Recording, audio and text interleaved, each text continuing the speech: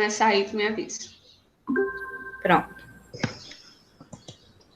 Olá, boa tarde. Nós vamos apresentar agora o capítulo Aeração e Temperatura do Solo. Somos em dupla, formada por Vitória Eduarda e por mim, Geninha Justino. Só um minutinho.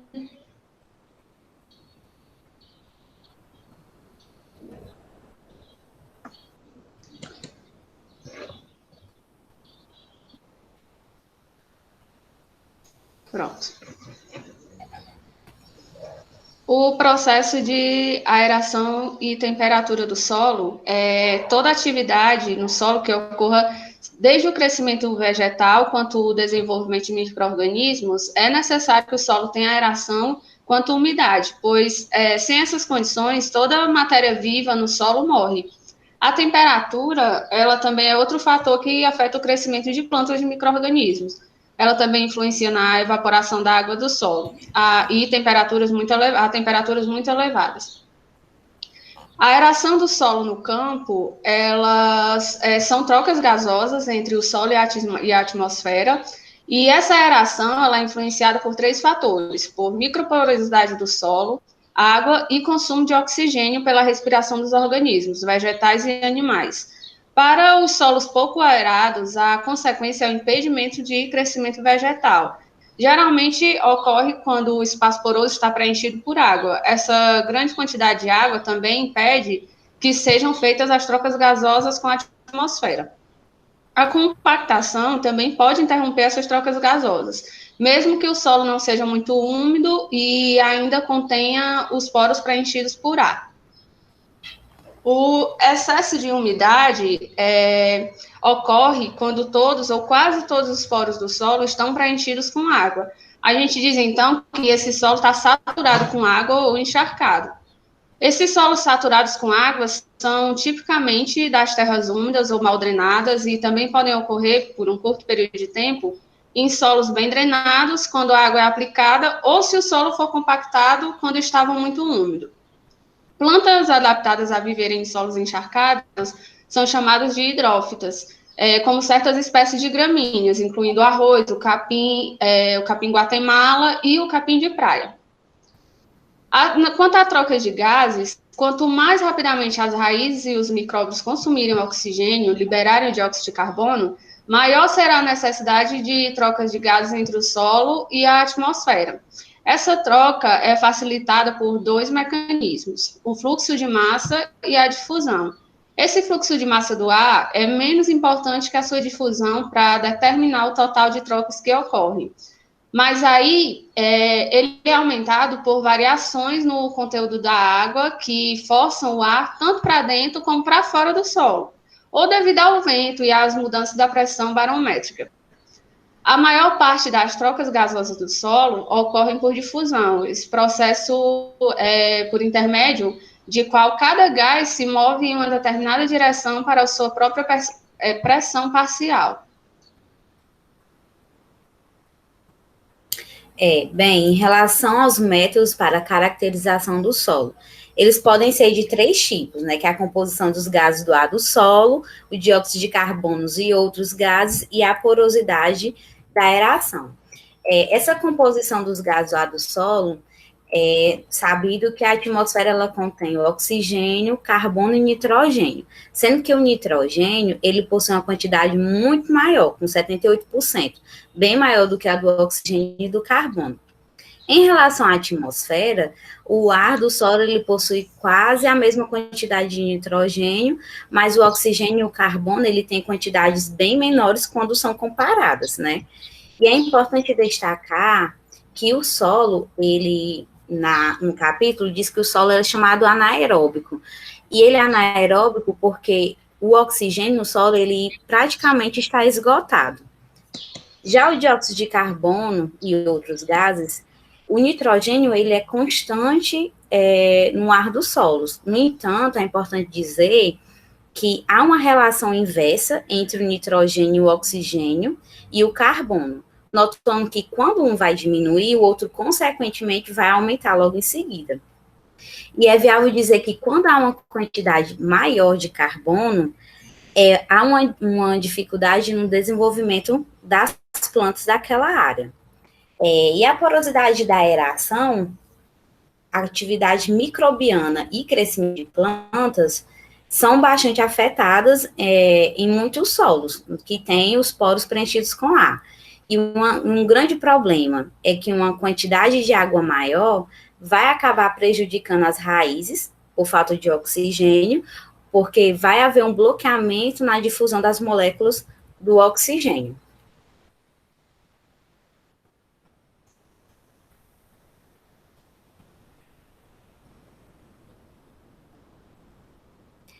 Já em relação ao potencial de oxidação e redução, que é o conhecido redox, é fato dizer que a aeração do solo ela vai influenciar as condições de oxidação e redução dos elementos químicos. Tem uma reação aí, né, ilustrada, que essa reação é uma modificação do estado de redução para o estado de oxidação. Essa reação, quando ela vai se dirigir para a direita, cada átomo de ferro 2+, ela vai perder um elétron e vai se transformar em ferro 3+, formando o íon H+, por meio da hidrólise da água.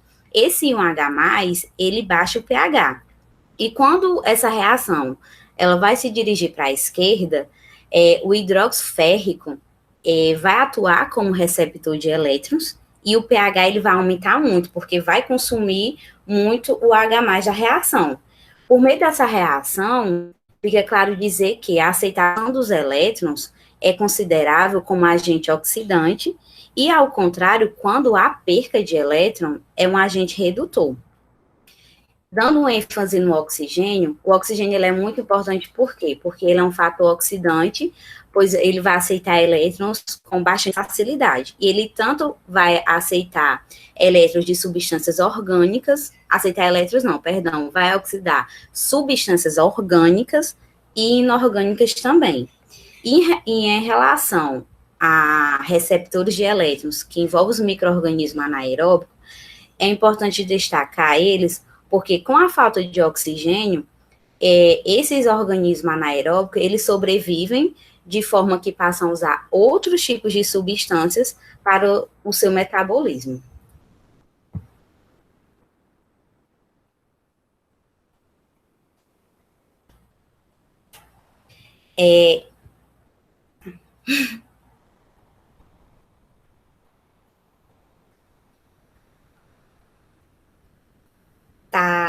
Não tá saindo a voz. Ainda é aqui? Pode passar. É você. É porque seu microfone tá... Pronto. Passe de novo. Esse notebook tá muito lento. Vai dar certo. Vamos lá. Os fatores que afetam a aeração do solo. Nós temos a drenagem e excesso de água. Nos macroporos, tanto a drenagem da água para fora do perfil do solo, como a difusão do ar para dentro do solo, acontecem mais rapidamente. E os mais importantes fatores que influenciam a aeração dos solos bem drenados são aqueles que condicionam o volume dos macroporos do solo. A textura, a densidade mais elevada, a estabilidade dos agregados, o conteúdo da matéria orgânica e a formação de bioporos estão entre aquelas propriedades do solo que ajudam a determinar a quantidade de macroporos e a aeração do solo. Quanto em relação às taxas de respiração do solo, tanto a concentração de O2 como de CO2, em grande parte, depende da atividade microbiana, e essa depende da disponibilidade dos compostos orgânicos de carbono como alimento.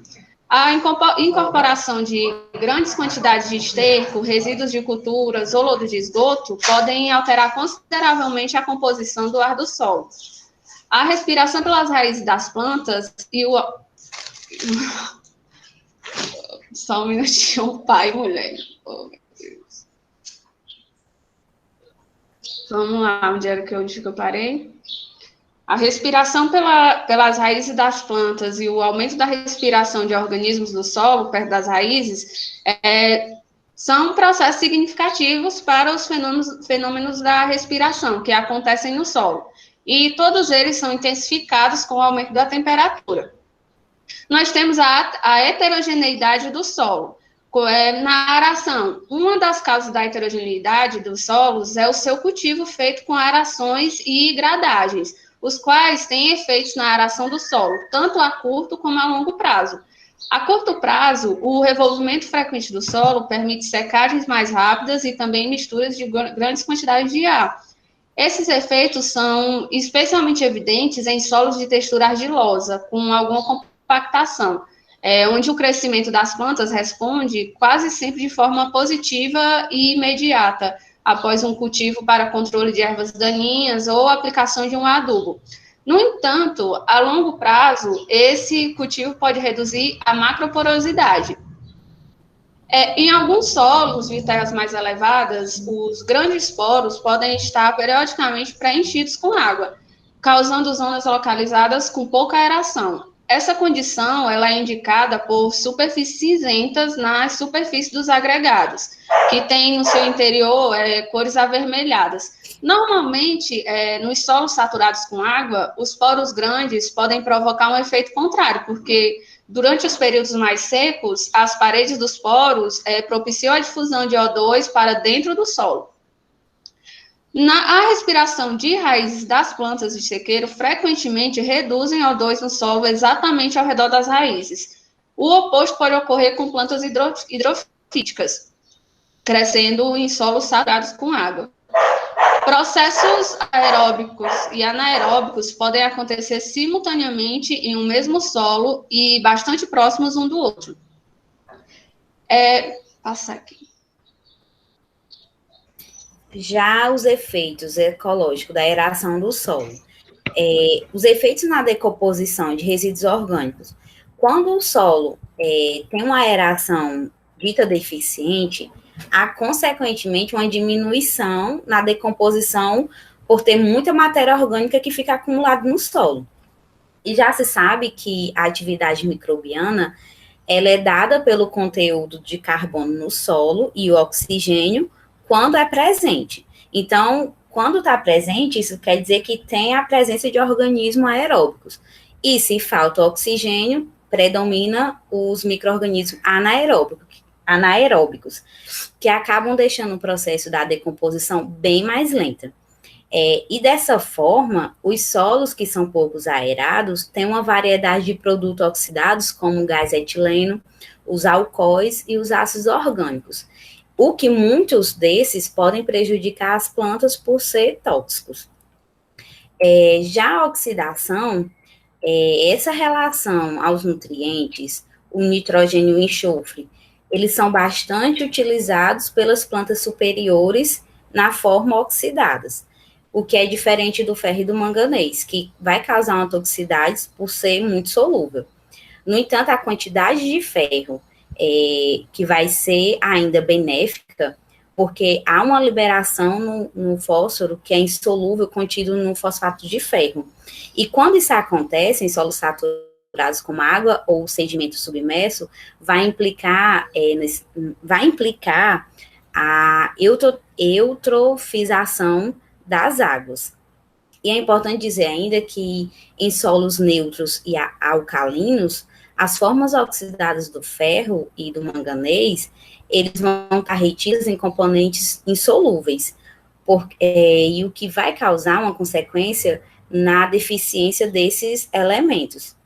Em relação aos elementos tóxicos, o potencial redox, que já foi falado antes, ele vai determinar a forma na qual os elementos do cromo, arsênio e selênio podem estar em estados tóxicos, que vai afetar significativamente no impacto do ambiente e também na cadeia alimentar. Em relação aos gases do efeito estufa, a concentração do óxido nitroso e o metano, ele tem aumentado bastante, na atualidade, né? Atualmente. A produção desses gases se dá em forma de gás metano, que é produzido pela redução do carbono, que é muito comum em solos de terras úmidas. Como é que pode fazer com que isso possa diminuir sem destruir a diversidade e a produtividade biológica? A única solução viável seria minimizar essa produção dos gases do efeito estufa, para que isso não prejudicasse tanto a biodiversidade. Já os efeitos na atividade das plantas superiores, ela se dá de duas formas, que é o crescimento da planta e de nutrientes de captação de água. A falta de oxigênio ao redor das raízes, ela vai prejudicar o crescimento dessas plantas nos solos, mesmo ele sendo úmido ou não. E em relação ao crescimento da planta, com a falta de oxigênio, a habilidade das raízes de transportar água, transportar nutrientes, de absorver também, vai ser prejudicada, e o resultado disso é de um metabolismo de raízes que vai ficar alterado e as plantas vão meio que ficar desbalanceadas pelo meio desses hormônios. E a relação dos nutrientes e a captação de água. Os baixos níveis de carbono, eles vão restringir a respiração das raízes e afetar as suas funções, como a membrana celular das raízes. Elas podem se tornar menos permeável à água e de forma que as plantas podem ter dificuldade em absorver, fazendo com que algumas espécies cheguem a murchar. E algumas também substâncias tóxicas produzidas pelos micro-organismos anaeróbicos, eles podem restringir o crescimento e causar danos às raízes das plantas.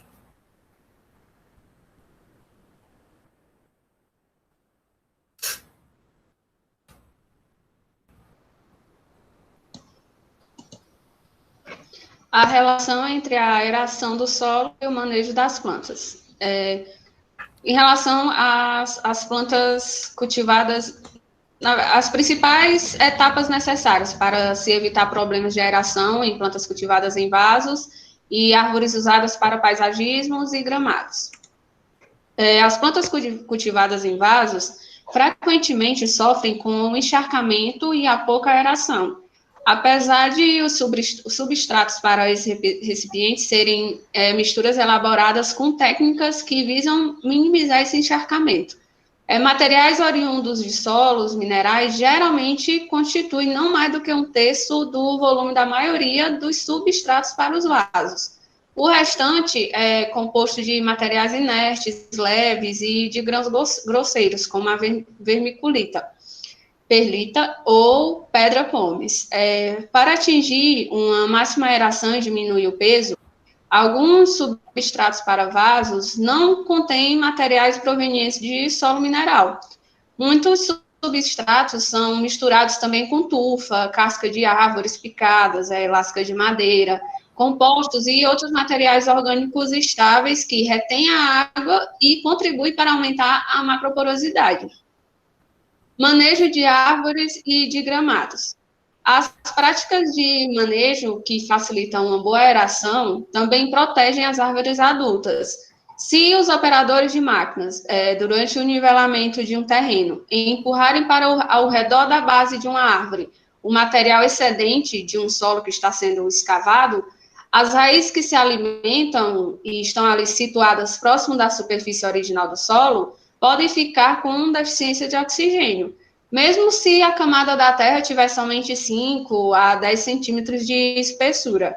Nesse caso, um muro de proteção deve ser construído ou uma cerca deve ser colocada ao redor da base da árvore antes de começar a operação de nivelamento, a fim de preservar a superfície do solo.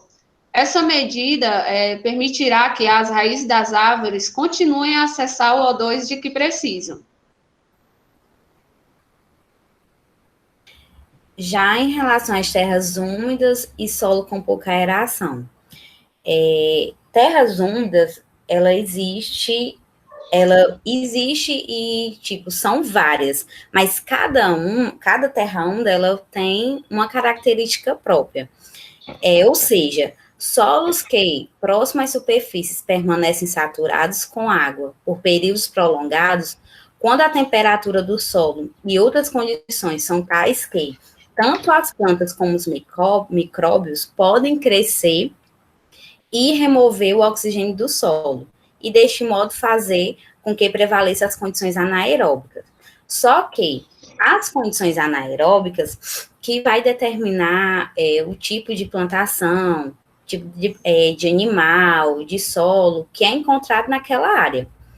E é muito importante deixar claro que essas terras úmidas, elas são altamente valorizadas porque elas vão fornecer ao ecossistema um habitat para a vida selvagem, também para a produção de bens naturais, para a purificação da água, entre outras coisas muito benéficas.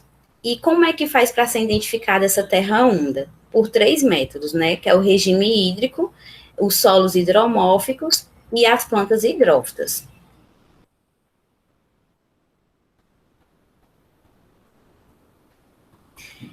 A hidrologia de terras úmidas.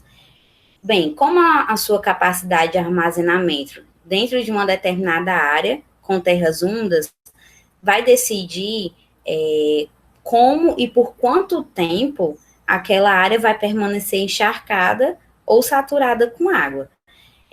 Tem a cronologia das oscilações de nível freático, que é denominada hidroperíodo, e se o período de saturação ocorre quando o solo ele permanece muito frio, para que possa haver atividade microbiana ou um crescimento das raízes das plantas, o oxigênio ele pode se desenvolver na água ou pode ser retido dentro dos agregados no solo.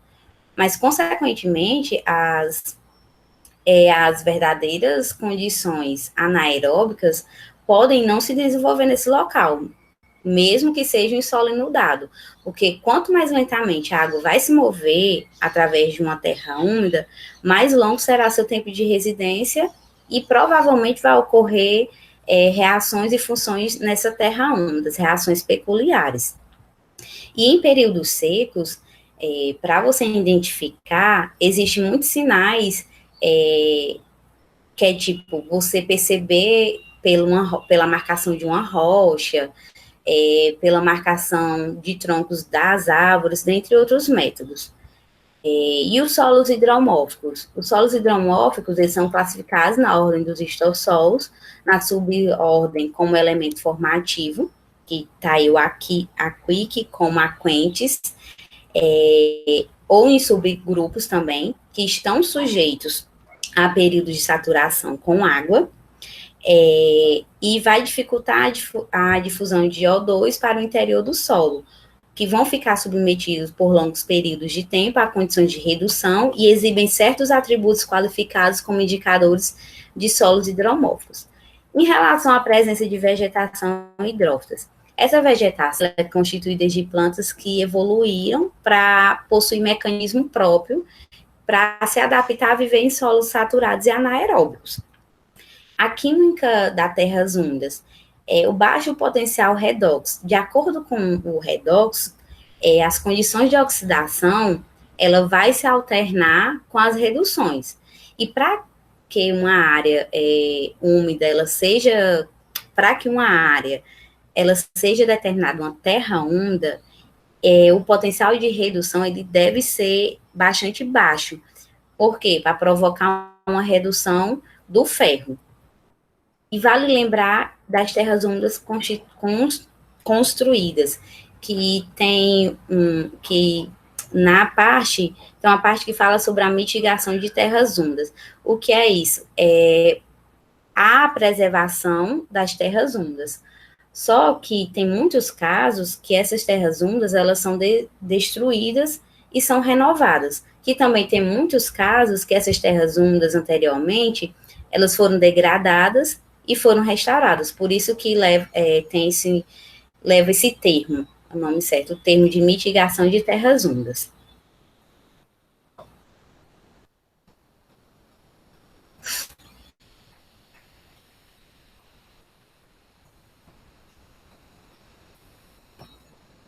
Microfone. Microfone, viu, Janinha? Desculpa. Processos afetados pela temperatura do solo. A temperatura de um solo exerce marcante influência sobre os processos físicos, químicos e biológicos que ocorrem nele e nas plantas que nele crescem. Em relação ao processo de plantas, a maioria das plantas é muito mais sensível à temperatura do solo que à temperatura do ar acima da superfície dele. Mas esse fato não costuma ser valorizado, porque a temperatura do ar é a mais frequentemente medida. Uma temperatura adversa no solo geralmente influencia mais a brotação e a fotossíntese do que o crescimento das raízes. O crescimento ótimo de muitas plantas só se dá em um intervalo muito pequeno de temperaturas do solo. Em regiões temperadas, as temperaturas frias do solo frequentemente limitam a produtividade das lavouras e da vegetação natural. O ciclo de vida das plantas é também muito influenciado pela temperatura do solo. Na germinação de sementes, algumas plantas exigem temperaturas específicas do solo para que suas sementes iniciem a germinação.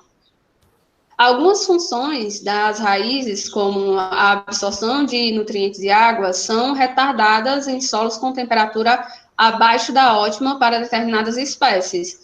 E uma das consequências dessas baixas temperaturas é o aparecimento de certas deficiências de nutrientes, especialmente o fósforo, que ocorre com frequência no início da primavera, nas plantas jovens, e somente desaparecem quando o solo se aquece no fim dessa estação.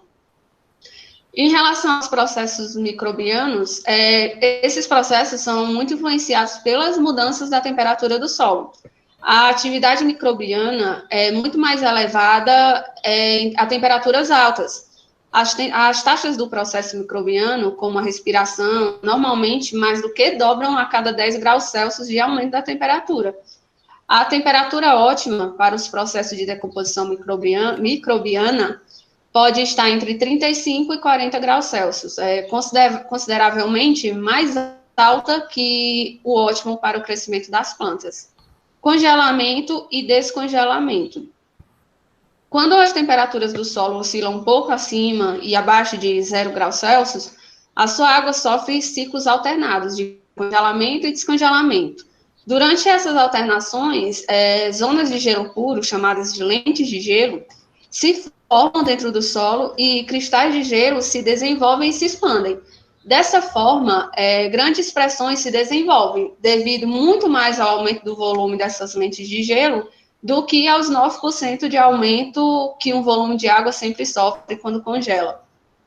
Em um solo saturado, com água, com agregados desmanchados, a ação do congelamento fragmenta grande parte de sua massa e melhora bastante a agregação. Mas nos solos com boa agregação, se o fenômeno dos congelamentos e descongelamentos alternados se inicia quando esse solo está muito úmido, ele pode fazer com que sua estrutura se deteriore. As alternâncias do congelamento e descongelamento podem forçar a ascensão de objetos no solo, um processo chamado de soerguimento por congelamento. O aquecimento do solo pelo fogo. O fogo é um dos distúrbios mais frequentes nos ecossistemas naturais, mas a temperaturas elevadas, geralmente a mais de 125 graus Celsius, elas podem principalmente evaporar e condensar várias funções da matéria orgânica. E quando a chuva vem, a infiltração da água do solo, até mesmo nos solos arenosos, torna-se bastante reduzida quando comparada às áreas não queimadas. Temos a remoção de contaminantes.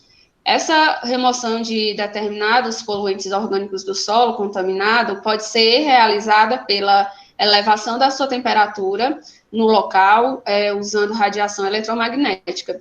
As temperaturas resultantes são suficientemente elevadas para vaporizar alguns contaminantes, que podem ser, então, liberados do solo pelo ar. Já a absorção e perda de energia solar. A temperatura do solo, de forma direta ou indireta, ela vai depender de pelo menos 3 fatores, que é a quantidade líquida de calor absorvido pelo solo, a energia térmica necessária para provocar uma dada mudança na temperatura do solo e a energia utilizada em processos como a evaporação. A radiação solar, ela é a fonte de energia primária, né, que aquece os solos. Essa energia, ela vai atingir a Terra para ter um aquecimento real do solo. Essa energia, principalmente, é usada para a evaporação da água do solo das superfícies, das folhas ou de radiação, ou é irradiada e refletida para ser retomada, né? Em questão ao albedo, o albedo é a fração da radiação que vai incidir e que é refletida pela superfície terrestre. Esse albedo ele vai variar de 0,1 a 0,2 para um solo de cor escura e superfície rugosa, a muito alta, como 0,5 ou mais para superfícies lisas de cor clara. Bem, essa vegetação, ela pode afetar o albedo da superfície, tanto aumentando como diminuindo, dependendo se aquela vegetação é verde, é verde escura na fase do seu crescimento ou amarelada na fase de dormência. E o fato de o solo obter uma cor escura, absorverem mais energia do que os de cor clara, não quer dizer que o solo escuro ele seja mais quente. Pelo contrário, os solos mais escuros, eles são mais, que contém mais quantidade de água, e por isso o aquecimento dele, ele se torna bem mais lento. Em relação a 3 pontos que é destacado aí, que é o aspecto, a chuva e a cobertura do solo.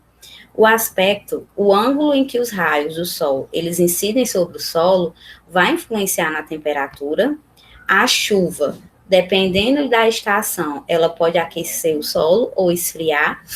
E a cobertura do solo, os solos desnudados, eles se aquecem e se esfriam mais rapidamente, dependendo daquela cobertura do solo, dependendo da vegetação, que pode ser neve ou palha, dentre outros.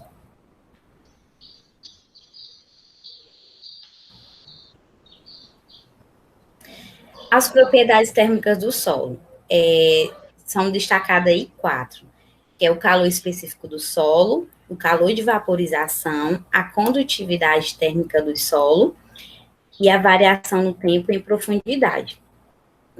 O calor específico do solo. O solo seco, ele é mais facilmente aquecido do que o úmido, porque a quantidade de energia necessária para elevar a temperatura da água em 1 grau Celsius é muito maior do que a necessária para aquecer os sólidos no solo neste mesmo 1 grau Celsius.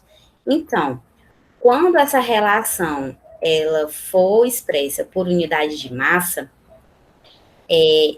é denominada calor específico, ou também pode ser chamada de capacidade de calor. Esse calor específico, ele vai controlar grande parte do grau dos solos, aquecendo os solos mais úmidos ou aquecendo mais lentamente aqueles solos mais secos. Então, ele vai calcular o grau daquele solo. O calor de vaporização. A evaporação da água, a partir da superfície do solo, ela vai requer uma grande quantidade de energia, que é 500 quilocalorias ou 2,257 megajoules para cada quilograma de água vaporizada. Essa energia, ela pode vir da radiação do solo, né, ou de um solo circundante. E em ambos os casos, de ser uma radiação solar, um solo circundante, a evaporação, ela pode resfriar o solo. Já a condutividade térmica dos solos, ela é calculada pela lei de Fourier, né? Aí está aí a fórmula, que é o QH, é o fluxo de calor, K é a condutividade térmica do solo, e o ΔT sobre X é o gradiente de temperatura em uma distância X. A condutividade térmica do solo, que é identificada aí como K, é influenciada por uma série de fatores, né, sendo o mais importante para ser dito, que é o teor de água no solo e o grau de sua compactação. A condução de calor, ela vai atuar como um meio de ajuste da temperatura, Mas quando é lenta, as mudanças de temperatura na porção mais profunda do solo, ela vai ser consequentemente mais demorada do que na parte superficial. Em questão da variação do tempo e em profundidade, as variações das temperaturas, elas podem ser maiores ou menores nas camadas mais superficiais, de acordo com a temperatura do ar, embora essas camadas geralmente permaneçam mais quentes do que o ar ao longo do ano. Controle da temperatura do solo. Na prática, o manejo da temperatura do solo é feito principalmente com as práticas de coberturas protetoras e aquelas que reduzem o seu excesso de umidade. Coberturas protetoras orgânicas e manejo dos resíduos de plantas. O chão de uma floresta é um excelente exemplo de cobertura protetora natural e modificadora da temperatura. A perturbação da cobertura de folhas, as mudanças no conteúdo de água devido à evapotranspiração reduzida e a compactação por máquinas são fatores que influenciam a temperatura do solo. O uso de coberturas protetoras foi estendido para grandes cultivos que adotam as práticas conservacionistas de preparo do solo para plantio. Os cultivos conservacionistas deixam a maioria ou todos os resíduos das culturas na superfície do solo, permitindo assim que os agricultores cultivem plantas de cobertura in situ, em vez de terem que transportá-las para as lavouras. Quanto às coberturas plásticas protetoras, uma das razões para a popularidade de coberturas plásticas para hortas e lavouras especiais de alto valor é o seu efeito sobre a temperatura do solo. As coberturas de plástico, contrastando com as coberturas orgânicas, geralmente aumentam a temperatura do solo, sendo que as lonas plásticas transparentes e de cor clara têm um efeito maior de aquecimento.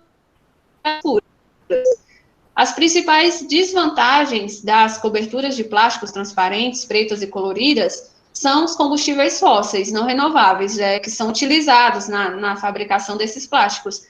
A dificuldade de remoção do material do campo no final da safra, bem como o problema da disposição adequada de todos os resíduos de plásticos depois de usados e esfacelados também é um problema. Uma solução pode ser o uso de filmes modernos de plásticos biodegradáveis, que são fabricados a partir de matérias-primas naturais e renováveis, como o amido de milho. Bem, chegando ao fim desse capítulo, né, eu e a Geninha concluímos que a aeração e a temperatura do solo, ela tem um efeito bastante significativo sobre a qualidade do solo. A maioria das plantas tem exigências definidas, né, em relação à oxigenação, às limitações pela tolerância do dióxido de carbono, de metano e outros gases também, que são encontrados em solos mal aerados.